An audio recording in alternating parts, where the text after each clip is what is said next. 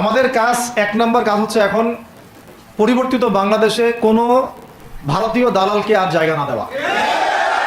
একদম সাফ কথা। বরং প্রত্যেকটা ডিপার্টমেন্টে যেখানেই তারা লুকিয়ে আছে ঘাপটি মেরে, এই প্রত্যেকটা ভারতীয় দালালকে এখান থেকে বের করতে হবে। আমি একা বললে আমি পারবো না, আপনি একা বললে আপনি পারবেন না। প্রত্যেকটা এই বয়ানের জায়গা, মিনবর, খুতবা, ওয়াজ মাহফিলের প্যান্ডেল, আমাদের রাজনৈতিক দলগুলো, আমাদের ইসলামপন্থী দলগুলো যেগুলো আছে, সবার ইমারত থেকে আওয়াজটা আসতে হবে। কারণ এরা যদি আর একটা বার সুযোগ করতে পারে, না থাকবে আপনার দেহ, আর না থাকবে আপনার মাথা। এখনই তো আপনাকে হুমকি দিচ্ছে, যে কোনো সময় একটা একটা করে গুপ্ত হত্যা করবে এরা। তার আগে চট্টগ্রামে সাইফুল ইসলাম ভাইকে, এক ভাইকে, এটার বিচার এখন হয় নাই। যারা মারছে ওদের পক্ষ নিয়ে আমরা আবার সংখ্যালঘুর স্লোগান তুললাম। এ কেমন সংখ্যালঘু যে আমার ভাইকে জবাই করে হত্যা করে? হ্যাঁ, সংখ্যালঘু নির্যাতন তো হচ্ছে ভারতের এক একটা মসজিদ তারা ভাঙতেছে এখন। এটা একটা লক্ষণ। আস্তে আস্তে ওর মানচিত্র মসজিদের মতোই ভেঙে খান খান হয়ে যাবে ইনশাআল্লাহ। এরা যেমন অখণ্ড ভারত চায়, আমরা অখণ্ড ভারতই চাই। আমরা চাই অখণ্ড ভারত হবে কালিমা লা ইলাহা ইল্লাল্লাহ মুহাম্মাদুর রাসূলুল্লাহ। আপনারা তো মনে করেন যে ভারত আমাদেরকে ঘিরে রাখছে, তাই না? আসলে ভারতকে আমরা ঘিরে রাখছি।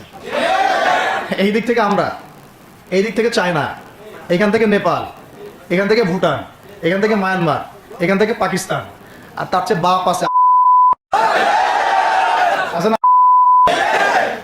ওদের সাথে কেউ পারছে এই পর্যন্ত?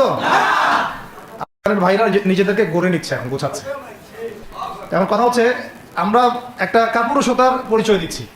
নেপাল ওকে টাইম দেয় না, ভুটান টাইম দেয় না, মায়ানমার টাইম দেয় না, চায়না তো দেয়ই না। আর আমরা তাকে একেবারে প্রভুর আসনে বসা রাখছি। আমরা কি দিছি? আমরা ইলিশ দেই, আমরা ট্রানজিট দেই, আমরা রেল দেই, আমরা বন্দর দেই, আমরা আর কি দেই? গ্যাস তো দেই মাশাআল্লাহ। তারপরে পণ্যগুলো তো দিচ্ছি, গার্মেন্টস দিয়ে দিচ্ছি, আমাদের প্রশাসনের মধ্যে লোকজন দিয়ে দিচ্ছি, কর্মী শ্রমিক দিয়ে দিচ্ছি। এই জন্যই তো বলি, কেন সে স্ট্যাটাস দেয় যে এই স্বাধীনতা তার স্বাধীনতা। এটাই তো আমরা কারণ। তার মানে তারা আমাদের সার্বভৌমত্বটাকে স্বীকার করে না, তাই না? তারা যদি আমাদের স্বাধীনতা, সার্বভৌমত্বকে স্বীকার করতোই, তাহলে তো এরকম স্ট্যাটাস দিত না, দিত কি? তো এখন কথা হচ্ছে, আমরা মাথা নত করার জাতি না। আমাদের নবী মুহাম্মদ সাল্লাল্লাহু আলাইহি ওয়াসাল্লাম মাথা উঁচু করে দাওয়াতি কাজ করছেন। মার খেলেও কখনো তিনি মাথা নিচু করেন নাই। সাহাবায়ে কেরাম রাদিয়াল্লাহু আনহুম আজমাইন মাথা উঁচু করে দাওয়াতের কাজ করছেন, কারোর সামনে মাথা নত করেন নাই ইল্লাল্লাহ, আল্লাহ ছাড়া।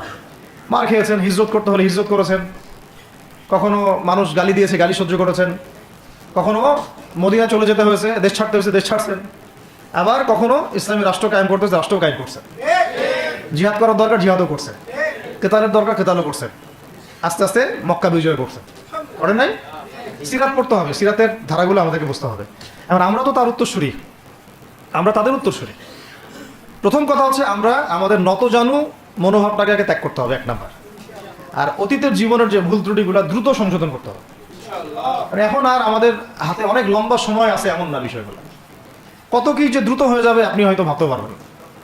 বিশ্বটা খুব দ্রুত চেঞ্জ হচ্ছে। এই অল্প সময়ের মধ্যে ভাইরা দাঁড়ায় গেছে, অল্প সময়ের মধ্যে দেখলেন যে পরিবর্তন হয়ে যাচ্ছে। তারপরে আপনি কয়দিন পরে দেখবেন ইনশাআল্লাহ যে এই আপনার অবস্থাও পরিবর্তন হবে ইনশাআল্লাহ। তখন এরা আবার কি বলবে? যোদ্ধা। তখন ঠিকই বলবে যোদ্ধা। এখন বলতেছে বিদ্রোহী। তো একটা বিষয় আগে বলে নেই, এটা বোঝার দরকার আছে যে দেখেন, যে অবস্থা চলতেছে সেখানে কিন্তু আমাদের তাবলিগের মেহনতটা মূল না, সেখানে আমাদের মেহনতটা মূল, তাই না? বিষয়টা ওখানে তো সবাই, ওখানে বোম পড়তেছে, ওখানে কি সবাই তাবলিগের মেহনত করবে? হাতে নেওয়া ফরজ। এটা বোঝার জন্য আপনার তো মুফতি হওয়ার দরকার নেই। হ্যাঁ, আবার তখন কি শুধু তাবলিগটা ফরজ ছিল না ওদের হামলা প্রতিরোধ করা ফরজ ছিল? ফরজ ছিল। একই অবস্থা হয়েছে। কিন্তু বাংলাদেশে এখন সেই অবস্থাটা নাই। কিন্তু বাংলাদেশে তাবলিগের মেহনত, আমর বিল মারুফ নাহি আনিল মুনকারের মেহনত চলবে। মানে তাবলিগের মেহনত, দাওয়াতের মেহনতটা চলবে। যদি কখনো বাংলাদেশে দেখা যায় যে দেশের শত্রুরা বা দিনের শত্রুরা বা উগ্রবাদীরা এই দেশের স্বাধীনতা, সার্বভৌমত্বের উপর আক্রমণ করে, তখন কি আমাদের উপরে জিহাদ ফরজ হবে কিনা? এখন যদি তাই হয়, এখন আপনাদের কি মনে হয় এটার সম্ভাবনা আছে না নাই? এটুকু ইন্টেলেকচুয়াল অবস্থা তো আপনাদের আছে, এটার সম্ভাবনাও হতে পারে, আজও কালও হতেই পারে। তখন আমার প্রিপারেশনটা কি হবে সেটা আমাকে এখন জানতে হবে। আমার প্রিপারেশনটা কি হওয়া উচিত?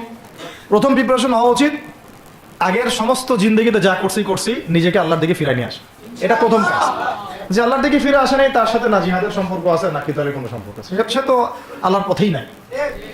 তো প্রিয় যুবক ভাইরা, আগে প্রথম কথা হচ্ছে আগে আপনি আল্লাহর দিকে ফিরে আসেন, এক নাম্বার। দ্বিতীয় কথা হচ্ছে এরপরে আমাদের প্রয়োজন শারীরিক প্রস্তুতি। শারীরিক প্রস্তুতি যেমনটা বললাম যে কোনো অবস্থাতেই আলেম ওলামাদেরকে, দায়ীদেরকে, মুফতিদেরকে, মুহাদ্দিসদেরকে, মাদ্রাসার শিক্ষকদেরকে, খতিবদেরকে ভিতরে ঢুকতে দেওয়া যাবে না। কারণ আপনাদেরকে যদি ভিতরে নিয়ে যাওয়ার স্কোপ পায় তারা নতুন করে আবারও কেউ, তাহলে আর সুস্থ রাখবে না, তো ফিজিক্যালি আপনি ঠিক থাকতে পারবেন না। অতএব একটা সামাজিক প্রতিরোধ গড়ে তুলতে হবে সবসময়। মানে একটা এলাকার মধ্যে একজন আলেম আছেন, সেই আলেমকে এলাকা থেকে নিতে পারবে না, তাকে নেওয়ার আগে 100 জনের উপর গুলি চালাইতে হবে, এমন একটা মুভমেন্ট থাকতে হবে। প্রতিবাদ না করলে আপনি বান্দরবনে যান, বান্দরবনের পাহাড়ি এলাকায় গিয়ে কোন একটা পাহাড়ি লোককে উঠাই নিয়ে আসেন, দেখি কত বড় সমস্যা আছে আপনার।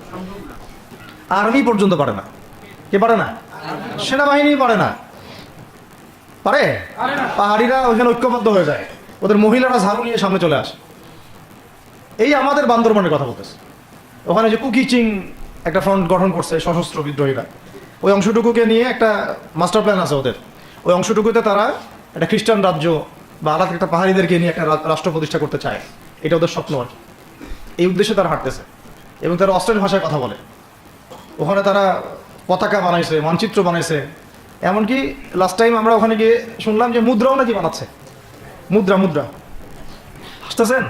বিষয়টা কত ডিপ। আমাদের রাষ্ট্রে যে কত সমস্যা, আর জানি না যারা দায়িত্বে আছে তারা কি করতেছে, আসলে কোন দিকটা সামাল দিচ্ছে।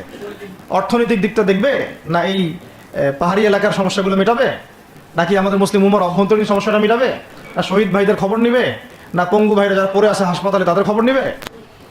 সিনেমা দেখতে বসে গেছে। কোন আক্কেলে সিনেমা দেখেন আপনি? সিনেমা দেখার সময় কোথায় আপনার? সিনেমা দেখার সময় কোথায়? এই যে যতগুলো ভাই শহীদ হয়েছে তাদের পরিবারের খোঁজখবর নেওয়া লাগবে না? এবং যতগুলো ভাই এখন হাসপাতালে কাতরাচ্ছে তাদের সঙ্গে হাজার হাজার ছাত্র ভাই, তাদের চিকিৎসা করানো লাগবে না? যত মানুষকে গুম করা হয়েছে ওদেরকে মুক্ত করা লাগবে না? তারাও তো জানে এটা অন্যায়, এবং যারা করে তারাও বলে এটা অন্যায়। জানেন, যারা করে তারাও বলে এটা অন্যায়। এবং আমাকেও বলেছিল যে আমি জিজ্ঞাসা করেছিলাম যে আমাকে যদি মানে প্রকাশ্য কোর্টে চালান করে দেওয়া হয় এবং জাতির সামনে বলা হয় যে আমাকে গুম করা হয়েছে, এবং এরপর যদি বলা হয় যে আমাকে গুম করার পরে কোনো রকমের নেগেটিভ কিছু পাওয়া যায় নাই তাই আমরা ছেড়ে দিয়েছি, এই কথাটা কি বলা যাবে কি যাবে না? তারা বলছে যে না, এটা বলা যাবে না, কারণ এই কাজটা তো মানবতা বিরোধী অপরাধ, এটা করলে তো বললে তো সবাই আবার বুঝে ফেলবে। তো এই হলো অবস্থা। ওখানে আমরা বুঝেছি যে বাংলাদেশের প্রশাসনের দুইটা ভাগ আছে। একটা ভাগ হচ্ছে মারাত্মক রকমের ইসলাম প্রিয় এবং দেশপ্রেমিক, মাশাআল্লাহ, আমরা তাদেরকে স্যালুট জানাই, মাশাআল্লাহ। কিন্তু আপনারা ভুল জায়গায় শ্রম দিচ্ছেন, আপনারা ভুল জায়গায় মেধা আশ্রম এবং আপনাদের জীবন নষ্ট করতেছেন। আপনাদের থাকা দরকার ছিল ওলামায়ে কেরামদের সাথে, তাহলে আপনাদেরকে টক্কর দিয়ে কেউ সামনে যেতে পারতো না। আপনারা খালিদ বিন ওয়ালিদ হতে পারতেন আমাদের, আপনারা কিন্তু ওমর ইবনে খাত্তাব হতে পারতেন। ওইখানে ঢুকে আপনারা শুধুমাত্র দুনিয়ার স্বার্থে সব নষ্ট করতেছেন। আমাদেরকে বলা হচ্ছে হুজুর বদদোয়া করিয়েন না, হুজুর ছেড়ে দিচ্ছেন, আমাদেরকে বদদোয়া দিয়েন না আবার বের হয়ে। আমাদের চাকরি, এটা ডিউটি। এটা এক ভাই আমাকে কোরআন এনে দিয়েছিল, নির্জনতা, তো ওখানে নির্জনতার সঙ্গে হচ্ছে কোরআন এবং নামাজ। তো এক ভাই দেখেছে আমি একটু নির্জন, মন খারাপ বসে আছে, একটা কোরআন নিয়ে এসে দিয়েছে, হুজুর কোরআন পড়েন আপনি, মন ভালো হবে। আরেকজন এসে কোরআন নিয়ে চলে গেছে। কোরআন পড়ে ওখানে যদি আপনি আবার উল্টা কিছু করেন, ওদের নিয়ম নাই কোরআন দেওয়ার কি নাই, নিয়ম নাই। তো এই হলো অবস্থা। কথা হচ্ছে যে এই ভাইদেরকে মুক্ত করাও তো তাদের কাজ ছিল। যে ওলামায়ে কেরামদের একজনের উপরে 3টা 4টা 5টা 10টা করে মামলা এখনো চলতেছে, তাদেরকে মুক্ত করা উচিত ছিল না? আর এই পুরো জুলুমের পিছনে যত জালেম ইনভলভ ছিল তাদেরকে আইডেন্টিফাই করে ভিতরে ঢুকানো উচিত ছিল না? হয়েছে সবকিছু? তো এই জিনিসগুলোর মধ্যে অনেক গ্যাপস আছে। এগুলো যদি এভাবে চলতে থাকে তাহলে আগামীতে আমরা যারা ইসলামিক রাজনীতি করবো বলে চিন্তা করতেছি বা ইসলামকে রাষ্ট্র ক্ষমতায় নিতে চাই, আমরাও কিন্তু বেগ পাবো, আর ভালো রকমের বেগ পাইতে হবে। আর বিগত সময় আমরা অনেক ভুল করছি, যেমন এমন খারাপ করে না এগুলো, আমরা ভুল করছি এই যে আমরা সেকুলারদেরকে অনেক বিশ্বাস করে ফেলছি, ওদের সাথে জোট করতে গেছি, ঠিক আছে, ওদেরকে আমরা ভাই বোন করার চেষ্টা করছি। আসলে এদের সাথে আর কাফেরদের সাথে কোনো পার্থক্য নেই। সেকুলারিজমে যারা আছে আর কুফার যারা, এদের মধ্যে কোনো পার্থক্য নেই। ওই কালিমা পড়া না পড়ার পার্থক্য তো, বাকি আপনার পিঠে ছুরি এরাও মারবে ওরাও মারবে। আর আমি ছোট মানুষ, ছোট জায়গা থেকে বলতে চাই যে আমাদের যে ওলামায়ে কেরামগণ মাঠে আছেন, যে রাজনৈতিক দলগুলো আপনারা মাঠে আছেন, এবার আপনারা কোনো রুটির টুকরার জন্য লড়বেন না, এবার পুরো রুটি নিয়ে লড়বেন। প্রত্যেক আসনে প্রার্থী দিবেন আপনারা, যেহেতু এর বাইরে সিস্টেম এখন অন্য সিস্টেমে যাওয়ার সুযোগ হচ্ছে না, তাহলে পুরো রুটিটার জন্য লড়তে হবে আপনাকে। আমাদের টার্গেট হচ্ছে এখন একটা ইসলামপন্থী সরকারকে রাষ্ট্র ক্ষমতায় নিয়ে যাওয়া, এটা আমাদের একটা প্রধান টার্গেট। এখন আমাদের এজেন্ডা স্পষ্ট, কোনো গোপন এজেন্ডা নাই আমাদের। কি নাই? কোনো গোপন এজেন্ডা নেই। আমরা চাই বাংলাদেশে এখন একটা ইসলামপন্থী রাষ্ট্র ব্যবস্থা গড়ে উঠুক, ইসলামপন্থী সরকার শাসন ক্ষমতায় আসুক। এটার জন্য আপনাদের সবার ভূমিকা আছে না? কেউ কথা দিয়ে ভূমিকা রাখবেন, কেউ লিখবেন, কেউ বলবেন, কেউ যেভাবে হোক আপনাকে ভূমিকা তো রাখতেই হবে। কারো বসে থাকার সুযোগ নেই এখন আর। এই রাষ্ট্রটাকে ইসলামিক রাষ্ট্র হিসেবে গড়ার দায়িত্ব এখন সবার কাঁধে আসছে। আমরা আমাদের জায়গা থেকে বলতেছি, বাকি কাজ কিন্তু আপনাদেরকে করতে হবে। আল্লাহ পাক করার তৌফিক দান করেন। আর ইসলামপন্থী ভাইদের আপোষের যে দূরত্ব, এটা কমায় ফেলতে হবে। এই দূরত্ব রাখা যাবে না। ইখতিলাফ আছে থাক, যদি আকীদাগত মৌলিক কোনো পার্থক্য না থাকে, আমরা তো ভাই ভাই নাকি?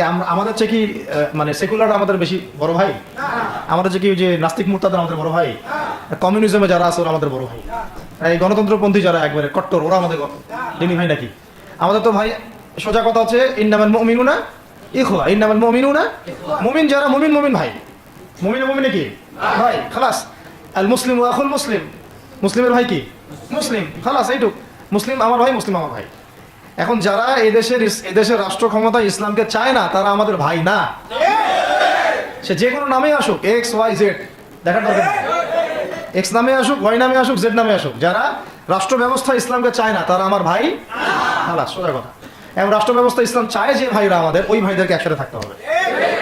আল্লাহর কসম করে বলতেছি, ইনশাআল্লাহ যদি এই ভাইরা আমরা একসাথে থাকতে পারি, এর সাথে আমরা দায়ীরা, তালেবে ইলমরা, এবং আপনারা তো যুব সমাজ আছেন, আমাদেরকে টক্কর দিয়ে বাংলাদেশের রাষ্ট্র ক্ষমতায় কেউ যাইতে পারবে না ইনশাআল্লাহ।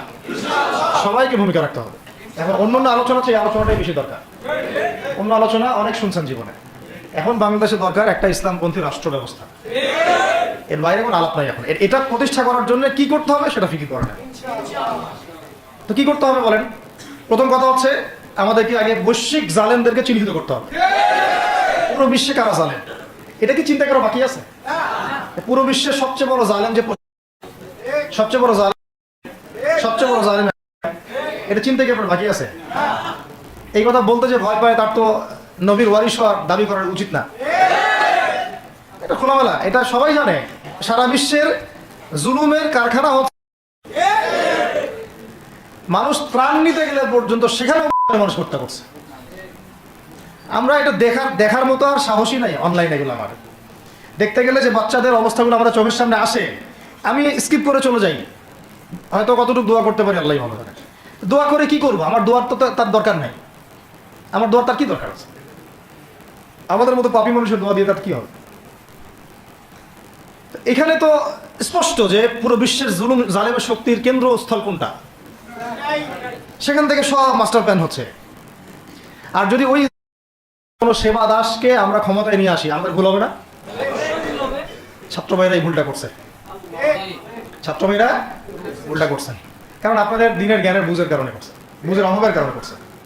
ঠিক আছে, এখন যে মানে সম্ভাবনা শেষ হয়ে গেছে এমনও না। আর এখন সবাই প্রতিবাদের ভাষায় কথা বলতে পারে। একটা রেভলিউশন ঘটানোর মতো সিচুয়েশন বাংলাদেশে আছে। অন্তত পক্ষে আমাদের ভাইদের মধ্যে আমরা দেখেছি, ছাত্র ভাইদের মধ্যে সাহস তো মাশাআল্লাহ অবশ্যই আছে, ডেডিকেশন আছে, জীবন দেওয়ার মানসিকতা আছে। তাদেরকে খালি নার্সিং করতে হবে, জীবনটা যেন ভুল পথে না যায়। এখন আবু সাঈদের রক্তের উপর দাঁড়ায় যদি কোনো সেকুলার ক্ষমতায় আসে, তাহলে এটা আবু সাঈদের রক্তের সাথে গাদ্দারি হচ্ছে। এই মুগ্ধদের রক্তের উপর সিঁড়ি বানায় যদি কোনো জাতীয়তাবাদীরা আর সেই গণতন্ত্রপন্থীরা, ওই ইসলামের দুশ্মনরা, ওই ভারতের দালালরাই যদি ক্ষমতায় আসে, তাহলে এটা ওদের রক্তের সাথে গাদ্দারি হচ্ছে।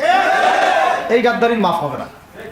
এইটা পলাশির যুদ্ধের চেয়ে বড় মির্জাফরি হয়েছে, এটা ৭১-এর চেয়ে বড় রাজাকারী হয়েছে। আপনারা বলেন যে দেখেন, ভালো করে বুঝেন, গুম হয়েছে এক শ্রেণী, আমার কথা মন খারাপ করে না, এক শ্রেণী হয়ে গেছে, এক শ্রেণী শাপলা চত্বরে রক্ত দিছে, তাই নাই? এক শ্রেণী ওলামায়ে কেরাম মামলা নিয়ে ঘুরে বেড়াচ্ছে মাথার উপরে, এক শ্রেণীর ছাত্র ভাইরা রাস্তায় শহীদ হলো, আর এক শ্রেণীর ছাত্র ভাইরা পঙ্গু হয়ে হাসপাতালে বেডে পড়ে আছে। ক্ষমতায় গেছে কারা? নতুন এক শ্রেণী। হ্যাঁ, এবং ওখানে এমন কিছু মানুষ আছে যাদের সাথে আন্দোলনের কোনো সম্পর্ক ছিল না, সম্পূর্ণ উড়ে এসে জুড়ে বসছে তারা। তাহলে এখানে ইসলামিক রাজনৈতিক দলগুলোকে সামনে রাখা যেত, তাদের থেকে তো উপদেষ্টা একটাও নেয় নাই। জামাত ইসলাম থেকে একটা উপদেষ্টা নিছে কিনা? হেফাজত ইসলাম থেকে কোনো উপদেষ্টা নিছে কিনা? আমাদের চরমনায় থেকে একটা উপদেষ্টা নিছে কিনা? বলেন। তার মানে রাষ্ট্র গঠনে আমাদের কোনো ভূমিকা নাই না। আমাদেরকে বুঝাইছে যে আপনারা পরে আসেন, ইলেকশন দিব, তখন আপনারা ইলেকশন লইলেন। ইলেকশন সে কবে দেয় সেটাও দেখেন, আদৌ দেয় কিনা সেটাও দেখেন। কাকে বিশ্বাস করবেন আপনি? বিশ্বাসটা করবেন কাকে? যখন মোস্তফা সরওয়ার ফারুকের মধ্যে একজন উপদেষ্টা হচ্ছে, বিশ্বাসটা আপনি করবেন কাকে? সারা জীবন মানুষকে পরকে শিখাচ্ছে, তার কোন যোগ্যতায় সে উপদেষ্টা হচ্ছে? আচ্ছা, এটা কাজ করেন, এটা উপদেষ্টা করার জন্য একটা পরীক্ষা নেন না দেখি, বিসিএস এর মতো, দেখেন না এটা পাস করে কিনা। অথবা আপনি একটা কাজ করেন, ইসলামিক সেন্সের পরীক্ষা নেন, দেখেন কোরআন তেলাওয়াত করতে পারে কিনা। কিসের ভিত্তিতে হলো? তো এই যে এই সমস্যাগুলো থেকে গেছে, তারপরেও যা হয়ে গেছে হয়ে গেছে। এখন আমাদের যেটা কথা সেটা হচ্ছে, আমরা তো আর কোনো বিদ্রোহে যেতে চাই না, আমরা তো শান্তিপূর্ণভাবে ইসলাম প্রতিষ্ঠা করতে। কিন্তু প্রয়োজনে যদি তারা মানে আমাদের উপর জুলুমের ভাষা বেছে নেয়, তাহলে আমরা অবশ্যই এবার প্রতিবাদের ভাষা বেছে নিব ইনশাআল্লাহ। এই জন্য সবার আগে জরুরি হচ্ছে যুবকদেরকে এক কাতারে থাকা, ইসলামপন্থী ভাইদের সাথে থাকা, ইসলামী সংগঠনের সাথে থাকা, এবং নাম XYZ যেটাই হোক না কেন, নাম XYZ হতে পারে, আপোষে ভাই ভাই হয়ে থাকা। এটাতে যদি ভাই আমরা এবার ভুল করি, আল্লাহর কসম করে বলতেছি, আল্লাহ না করুক, এরপরে যদি মায়ের আসে, না আপনি বাঁচবেন না আমি বাঁচবেন, কেউই না, ইনশাআল্লাহ ওই দিন আসবে না। আর আমরা যদি ইনশাআল্লাহ আজ্জা ওয়া জাল্লা যদি আমরা এটাকে মদিনা রাষ্ট্র বানাতে পারি, এই বাংলাদেশকে যদি আমরা একটা মদিনা রাষ্ট্র বানাতে পারি, ইনশাআল্লাহ কালকে গাজওয়াতুল হিন্দ হবে ইনশাআল্লাহ। ওটার জন্য রেডি আমরা ইনশাআল্লাহ। পাকিস্তানের কাছে কিছুই নাই, আছে খালি 10-12টা পারমাণবিক মনে অস্ত্র, তাতেই ভয়ে কাঁপতে থাকে। চায়না খালি একটু ভয় দেখায় যে আগাইলে কিন্তু সিকিম নিয়ে নিব, আগাইলে কিন্তু চিকেনটা গিলে ফেলবো। চায়নার ওই ছোট ছোট যোদ্ধাদের কাছে যে মাইকটা খায়, আর আমাদের এখানে দেখা যায় যে সীমান্তর মধ্যে একটা কৃষকও যদি সীমান্ত থেকে দূরেও হাল চাষ করে, ওকে গুলি করে মেরে ফেলে। ফেলা নেই? ফেলানির কথা ভুলে গেছেন আপনারা? আমাদের বন্যা, এরকম কতগুলো মানুষকে সীমান্ত হত্যা করে মারা হয়েছে। আজকে গুগলে গিয়ে সার্চ করে দেখেন কতগুলো মানুষকে বিগত 15 বছরে সীমান্ত হত্যা করা হয়েছে। তো এখানে আমাদের স্বাধীনতার প্রশ্ন আসে না, এখানে গণতন্ত্রের কথা আসে না, সার্বভৌমত্বের কথা আসে না, না, বরং তারা ক্ষমতার জন্য ওদের কাছে ঈমান বিক্রি করে দিয়েছে। ক্ষমতার জন্য এই উগ্রদের কাছে, মানে উগ্র হিন্দুত্ববাদীদের কাছে ওরা তাদের ঈমান, ওদের আমল, ওদের তাকওয়া, ওদের দিন সব বিক্রি করে দিয়েছে।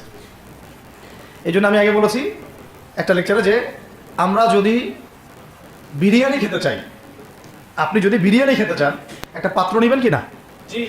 আচ্ছা, পাত্রটা যদি ময়লা থাকে খাবেন? পাত্র অনেক ময়লা আছে, আপনি কি ওইখানেই বিরিয়ানি ঢালবেন? তাহলে খাওয়া শুরু করবেন? সবার আগে আপনি কি করেন? এটাকে ধোন, পরিষ্কার করেন, তাই না?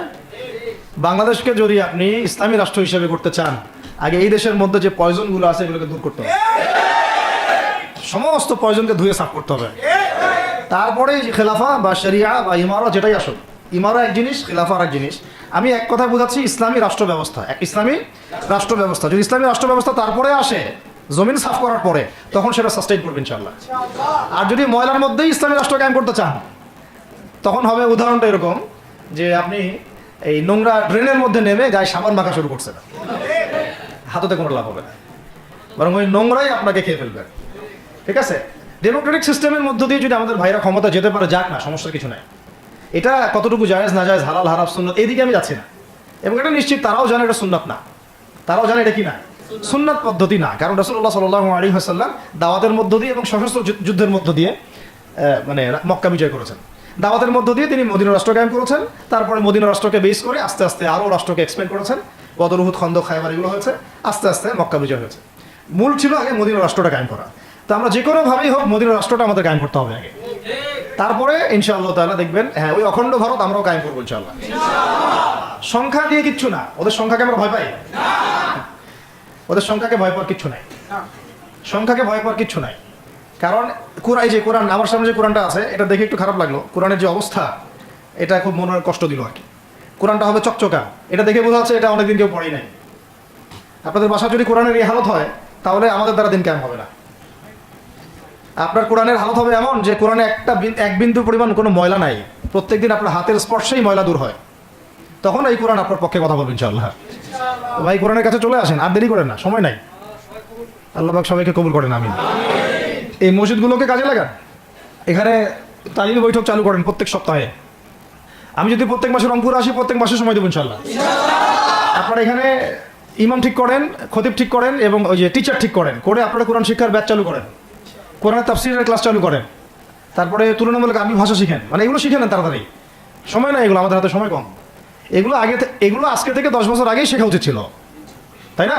কিন্তু আমাদের এই সেকুলার শিক্ষা ব্যবস্থা আপনার জীবন থেকে 20 বছর কেড়ে নিছে।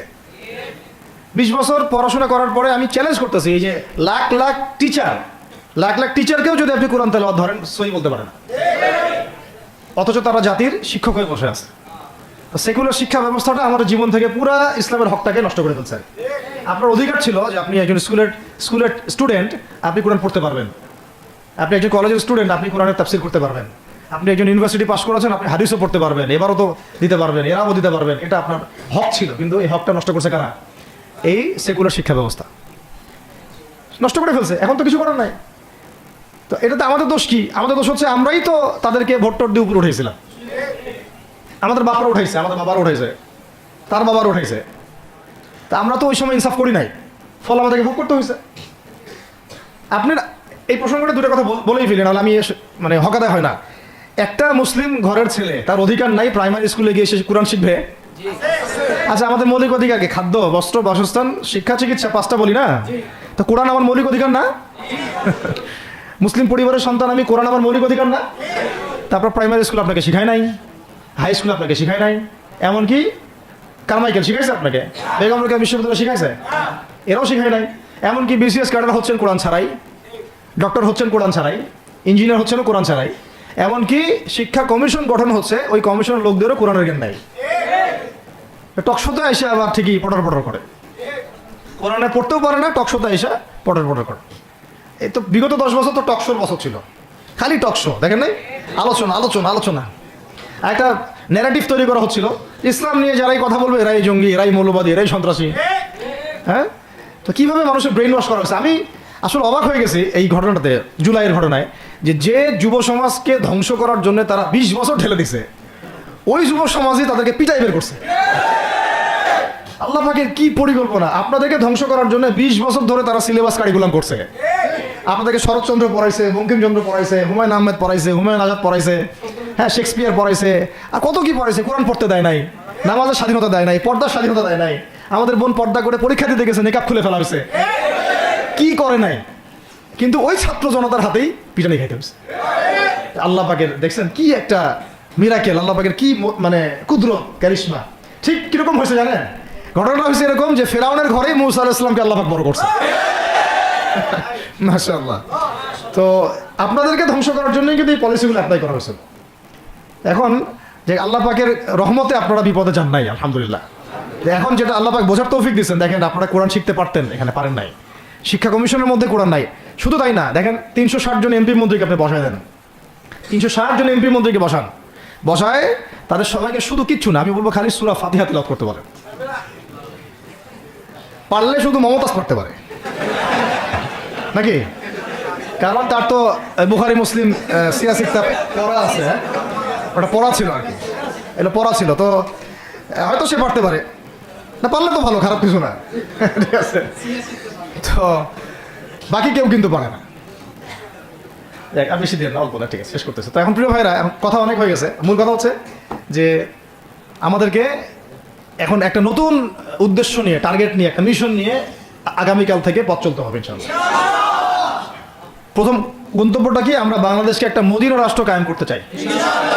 সেটা যদি করতেই হয়, তাহলে আমাকে কার আদলে করতে হবে, কার সুন্নতে করতে হবে? নবী মুহাম্মদ সাল্লাল্লাহু আলাইহি ওয়াসাল্লামের তরিকায়। এবং তার তরিকার প্রথম কাজটাই হচ্ছে আগে ইলম শিখতে হবে। কি শিখতে হবে? এই মসজিদগুলোকে কাজে লাগান, মাদ্রাসাগুলোকে কাজে লাগান। এবং 2 নম্বর হচ্ছে ইলম একা একা শেখা যাবে না।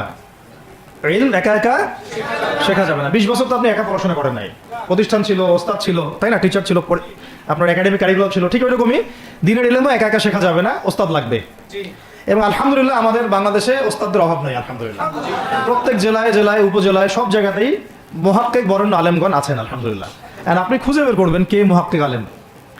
আমি কিছু মানে তাদের বৈশিষ্ট্য বলতে পারি যে তারা নিজেকে জাহির করেন না, বিনয়ী হন, অহংকারী হন না, তারা এত বেশি আইওয়াজ শোডাউন এত পছন্দ করেন না, নিজেকে আড়াল করার চেষ্টা করেন, হক কথা বলতে তারা ভয় করেন না, এবং তারা অনেক গভীর জ্ঞানের অধিকারী হওয়া সত্ত্বেও অনেক বেশি বিনয়ী হন আর কি। এগুলো দেখে আপনি চিনবেন, ঠিক আছে। আমাদের সালাফরা তো বলতেন যে মুহাক্কিক মানুষকে পাবেন দুই জায়গায়, এক হচ্ছে মাটির তলে, আরেকটা হচ্ছে জেলখানায় ঠিক আছে। তো যাই হোক, এখন অনেক বরেণ্য উলামায়ে কেরাম আমাদের সমাজে আছেন, তাদের যে কারোর সাথে অন্তত একজনের সাথে নিসবত রাখেন, অন্তত একজনের সাথে নিসবত রাখেন, ঠিক আছে। তো এটা আমাদের সৌভাগ্য আলহামদুলিল্লাহ যে বাংলাদেশে বহু মাদ্রাসা, বহু কওমি মাদ্রাসা, আলিয়া মাদ্রাসা, অনেক ধরনের মাদ্রাসা আছে। কিছু সংকীর্ণতা বা কিছু সমস্যা আমাদের মধ্যে থাকতে পারে, এটা যে কোনো জায়গায় থাকতে পারে, কিন্তু আলহামদুলিল্লাহ এই খেদমতটুকু আছে বলেই এখন পর্যন্ত দ্বীন ইসলামকে তারা মিটাইতে পারে নাই আলহামদুলিল্লাহ। তো ইলম শিখবো 1 নাম্বার, 2 নাম্বার হচ্ছে ইলম মুহাক্কিক কোন আলেমের সোহবতে শিখবো, একা একা শিখবো না। 3 নাম্বার হচ্ছে যা শিখবো আমলে নিয়ে আসতে হবে। কি বললাম? যা শিখবো আমলে নিয়ে চলে আসতে হবে, ফেলে রাখা যাবে না। আল্লাহ আমাকে তৌফিক দেন, আপনাদের সবাইকে তৌফিক দান করেন। 4 নাম্বার সময় কাজে লাগাইতে হবে, সময় কাজে লাগাইতে হবে। কোনো অবস্থাতেই আর হেলায় ফেলায় সময় নষ্ট করবো না, আমিও করবো না ইনশাল্লাহ, আপনারাও করবেন না ইনশাল্লাহ। 5 নাম্বার হচ্ছে নিজের প্রতিভাকে খুঁজে বের করবেন। সবাইকে আল্লাহ কিছু না কিছু প্রতিভা দিয়েছেন, প্রতিভা খুঁজে বের করে ইসলামের জন্য কাজে লাগাবেন।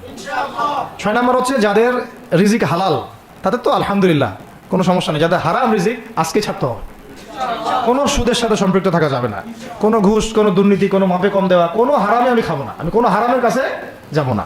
আর উত্তরবঙ্গের বড় বড় ফেতনাগুলোর মধ্যে এই সুদী এনজিওদের ফেতনাও আছে, কাদিয়ানিদের ফেতনাও আছে, তাই না। তারপরে আপনার এই যে ইসাই মুসলিমদের একটা ফেতনা আছে না, একটা ফেতনা আছে। তারপরে এই আপনার বিড়ি ফ্যাক্টরি, তামাক ফ্যাক্টরি দেখলে ফেতনা আছে হারাম খাওয়ার। আবার নতুন করে ইসকনের ফেতনাও উত্তরবঙ্গে দেখা যাচ্ছে। তো এই ফেতনাগুলোকে চিহ্নিত করে আপনাকে বেঁচে থাকতে হবে এবং রিজিকটাকে হালাল করে ফেলতে হবে, ঠিক আছে। এর পাশাপাশি হচ্ছে 6 নম্বর বলবো যে পরিবারগুলো গড়ে তুলতে হবে। প্রত্যেকটা পরিবার হবে একটা দুর্গ, মানে আমার পরিবার হচ্ছে আমার একটা ইসলামিক রাষ্ট্রের মতো। এই পরিবারের মধ্যে অনইসলামিক কোনো কাজ চলে না। পরিবারের মালিক কে? আমি না? এখানে কি রাষ্ট্র আমাকে হস্তক্ষেপ করতে পারবে? তা আমার পরিবার আমার কন্ট্রোলে চলবে, একদম ইসলামিক অনুশাসন অনুযায়ী চলবে, ডানে বামে নড়তে পারবে না। এভাবে আপনাকে শক্ত থাকতে হবে। 7 নম্বর হচ্ছে এখন থেকে তাবলিগের কাজ সবাইকে করতে হবে। কতটুকু করবেন? যতটুকু আপনি জানেন, যতটুকু আপনি জানেন। যেটা জানেন না ওটা নিয়ে কথা বলার দরকার নাই। আর সমাজে কিছু ইখতিলাফি মাসালাগুলো আছে যেগুলোকে নিয়ে কিছু মানে মোটা বুদ্ধির মানুষের আর কি মসজিদগুলো ভাগ করে ফেলে, ঠিক আছে। এই পাল্লায় পড়া যাবে না। ইখতিলাফি মাসালাগুলো সাহাবীদের যুগ থেকেই ছিল, এগুলো নিয়ে মতবিরোধের সুযোগ নাই। এটা তার কাছে এই মাসালাটা অথেন্টিক মনে হয়, সে আমল করতেছে করুক। আমার কাছে এই ফিকহের আলোকে এটা বেশি অথেন্টিক মনে হয়, আমি এটা আমল করতেছি। এগুলো নিয়ে কোনো রকমের আর দ্বন্দ্বে যাবেন না। বরং আমরা এখন ঐক্যবদ্ধ হব কিসের ভিত্তিতে? আমরা ঐক্যবদ্ধ হব আকীদা, আমল এবং মানহাজের ভিত্তিতে। আমাদের আকীদা আহলুস সুন্নাহ ওয়াল জামাআর আকীদা থাকবে, আমল থাকবে সাহাবীওয়ালা আমল, এবং মানহাজ থাকবে আমরা সালাফদের আদলে বাংলাদেশে দিন কায়েম করতে চাই। খালাস। আর যারা দিন কায়েমের কথা বলবে না ওদের সাথে আমার ঐক্য হবে না। কি হবে? দিন কায়েমের কোনো ফিকির নাই, তার সাথে আমার ঐক্য হবে কিভাবে? তার ফিকির আছে শুধু মসজিদ নিয়ে আর অন্য কিছু নিয়ে, তার দল নিয়ে বা তার মানে আরও তো আছে অনেক কিছু আর কি, এগুলো নিয়ে। তো ওইগুলো বাদ দিলাম। এই আমর বিল মারুফের কাজ সবাইকে করতে হবে, এবং একই সাথে সবাইকে এখন থেকে প্রতিবাদী হতে হবে, অন্যায়ে নিষেধ করতে হবে। এলাকায় অন্যায় হতে দিবেন না আপনারা। এলাকার মধ্যে জুয়া খেলবে কেন? আপনারা প্রতিবাদী হবেন। এখানে গাঁজা খাবে কেন? আপনি প্রতিবাদী হবেন। মাদকের আকার হবে কেন? আপনারা প্রতিবাদ করবেন। এখন তো আপনি পুলিশ প্রশাসনের অপেক্ষায় বসে থাকার সময় নাই তো এখন আপনার। একজন নেককার, মুত্তাকি, পরহেজগার মানুষ প্রত্যেকটা এলাকায় থাকা দরকার। আপনাদের মধ্যে একটা জামাআ বা কমিউনিটি থাকা দরকার, মানে একটা অ্যাসোসিয়েশন থাকা দরকার, যারা ওই এলাকাকে সংস্কারের কাজ করবে ইনশাআল্লাহ। অথবা বৃহত্তর সংগঠন যেগুলো আছে বাংলাদেশে, তাদের অঙ্গ সংগঠন হিসেবে আপনারা কাজ করতে পারেন। আল্লাহ পাক তৌফিক দান করেন। মানে একটা চেইন অফ কমান্ড গড়ে তুলতে হবে দেশব্যাপী। এটা অলরেডি আছে, এবং নতুন করেও যদি কেউ চায় যে আমি কিছু অ্যাসোসিয়েশন করব যেটা আমর বিল মারুফের কাজ করবে, নাহিয়ানিল মুনকারের কাজ করবে, তাহলে এটা করতে পারেন ইনশাআল্লাহ। আর এর সাথে আমি বলবো যে আমাদের জান, মাল, সময়, শ্রম, কটা কথা বললাম? জান, মাল, সময় এবং শ্রম। জান, আমাদের মাল, আমাদের সময়, আমাদের শ্রম, এই 4টা জিনিসকে আল্লাহর জন্য ওয়াকফ করে দিতে হবে। দুনিয়াতে মুসাফির আমরা, দুনিয়াতে কি আমরা মুসাফির। আমাদেরকে পাঠানোই হয়েছে আল্লাহর ইবাদত করার জন্য। এবং শুধু একা ইবাদত করবো কেন, আমি কি স্বার্থপর? আমার পরিবারটাও করতে হবে। এবং শুধু পরিবার কেন করবো, আমার সমাজটাও করতে হবে, আমার রাষ্ট্রটাকেও করতে হবে। কারণ রাষ্ট্রীয় কাঠামোতে ইসলাম না থাকলে আমি সমাজ চেঞ্জ করতে পারবো না। আসলে সহজ কথা, সব কথা কিন্তু ওই গোড়াতে গিয়ে ঠেকতেছে।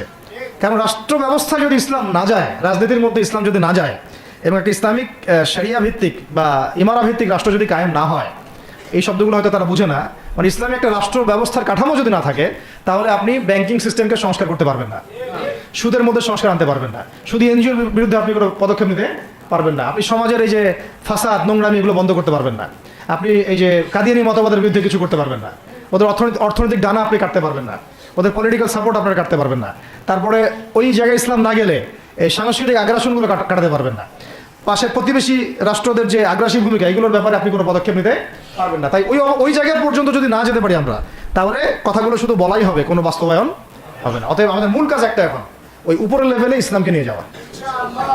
এই কাজগুলোর মধ্য দিয়ে আমরা ইসলামকে নিয়ে যাবো ইনশাআল্লাহ তাআলা। আর সর্বোপরি আসন্ন সময়গুলোতে যখন ওলামায়ে কেরাম, আমাদের বরেণ্য আলেমগণ, আমাদের বরেণ্য ওস্তাদগণ এবং আমাদের তুল্লাবরা, আমাদের জামাআগুলো, আমাদের ইমারাগুলো এবং আমাদের ইসলামী সংগঠনগুলো, তারা যখন মাঠে থাকবে, তখন তাদেরকে একা ছেড়ে দেওয়া যাবে না। মই দিয়ে গাছে উঠায় মই টানা যাবে না। শাপলা চত্বরে এই কাজটা করছেন আপনারা, কিন্তু শাপলাতে কিন্তু এই কাজটা হয়েছে। ওখানে কিন্তু এতগুলো ভাইয়ের ওখানে শহীদ হওয়ার কথা ছিল না, এত সহজ ছিল না বিষয়টা। কিন্তু কিছু ভাই ছিল ওখানে আমাদের সাথে প্রতারণা করেছে, মই দিয়ে আমাদের কিন্তু মই টেনে নিছে, আমাদেরকে উপর উঠে গেছে। এরপর থেকে তো কত জেল, কত জুলুম, কত মামলা মোকদ্দমা, কত গুম হয়ে গেল। শাপলার পর থেকে হিসাব করেন তো। এবার এই ভুলগুলো আর করতে যায় না, এই মুনাফিকিগুলো আর কেউ করতে যায় না আল্লাহর ওয়াস্তে। আপনারা ওলামায়ে কেরামদের সাথে থাকেন, হাত শক্ত করেন, মই দিয়ে আবার গাছে উঠায় মই টানে নিয়েন না। আমি বুঝতে পারছি? বুঝতে পারি না মনে হয়। অর্থাৎ ওলামায়ে কেরামগণ যখন মাঠে থাকবেন, ইসলামী সংগঠনগুলো যখন মাঠে থাকবে, আপনাদেরকে আমরা পাশে চাই। পাশে পাবো তো ইনশাআল্লাহ। আল্লাহ পাক যেন আমাদের সবার এই আওয়াজকে কবুল করেন। আমি আল্লাহ পাক আমাদেরকেও কবুল করেন, আমাকে কবুল করেন, আপনাদের সবাইকে কবুল করেন।